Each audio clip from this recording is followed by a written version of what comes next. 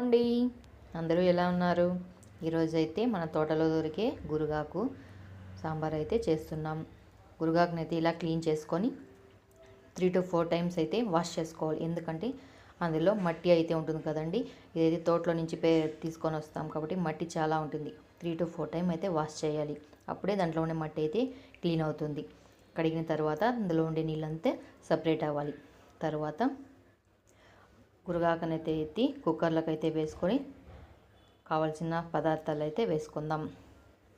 First ఇందుకు కావాల్సినవి తెల్లగడ్డలు, ఎర్రగడ్డలు, టమోటా, ఎండుమిర్చి, పచ్చిమిర్చి, అనపబ్యాళ్ళు, కందిబ్యాళ్ళు, పసుపు, ఉప్పు. ఇవన్నీ ఇప్పుడు ఒక్కొక్కటిగా వేసుకుందాం. తెల్లగడ్డలు, ఎర్రగడ్డలు, పచ్చిమిర్చి, ఎండుమిర్చి, టమోటా అయితే 2 వేసానండి. మీకు తగినంతగా ఎన్ని కావాలని వేసుకోవచ్చు. ఇప్పుడు అనపబ్యాళ్ళు, కందిబ్యాళ్ళు 2 వేసుకుందామండి.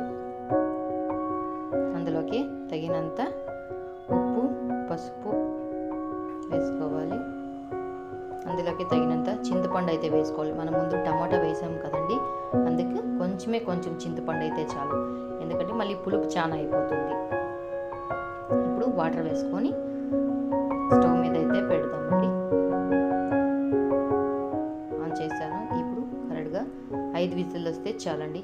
ఎందుకంటే కూరకు బాగా ఉడకాలి, లేకపోతే మనము ఎనిపినప్పుడు కూరాకే ఉండిపోతుంది, బ్యాళ్ళే ఉండిపోతాయి. కాబట్టి 5 విజిల్ అయితే రావాలి. ఇవైతే చిన్న ఆనియన్ అండి, నాటి ఆనియన్ అంటారు కదా, అవి. వీటిని అయితే తాలింపులోకి వేస్తే చాలా బాగుంటుందండి టేస్ట్. పొట్టు తీసి ఇలాగైతే పెట్టుకొని సన్నగా అయితే కట్ చేసుకోవాలి. ఇప్పుడైతే నీళ్లు సపరేట్ చేసి చూడండి, కుక్కర్ అయితే ఉడికిపోయింది కదా సాంబారు.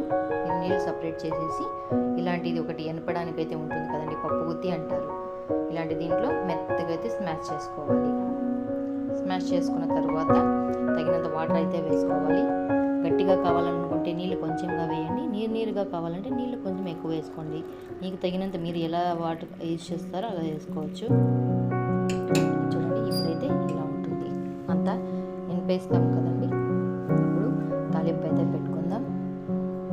ఆయిల్ అయితే వేసుకొని అందులో సాసులు, కరివేపాకు, మనం కట్ చేసి పెట్టుకున్నాం కదండి ఆనియన్స్ కూడా వేసుకోవాలి. అవి బ్రౌన్ కలర్ రావాలి, లేకపోతే ఆనియన్ పచ్చి వాసనే ఉంటుంది. ఎంత బ్రౌన్గా ఉంటే అంత సాంబార్ టేస్ట్గా ఉంటుంది. ఇలాంటి ఆకుకూరలు తినడం వల్ల హెల్త్ చాలా బాగుంటుందండి. దానికైతే మేము రాగి ముద్ద అయితే చేసుకున్నాం. రాగి ముద్ద అయితే తింటాం కాబట్టి రాగి ముద్ద అయితే చేశాను. అందులోకి మామిడికాయ పిక్కలు అయితే వేసుకొని తింటాం, ఇంకా చాలా బాగుంటుందండి. అందులోకి నెయ్యి కూడా వేసుకొని తినచ్చు. ఇదిగోండి, రాగి ముద్ద అయితే చేశాను.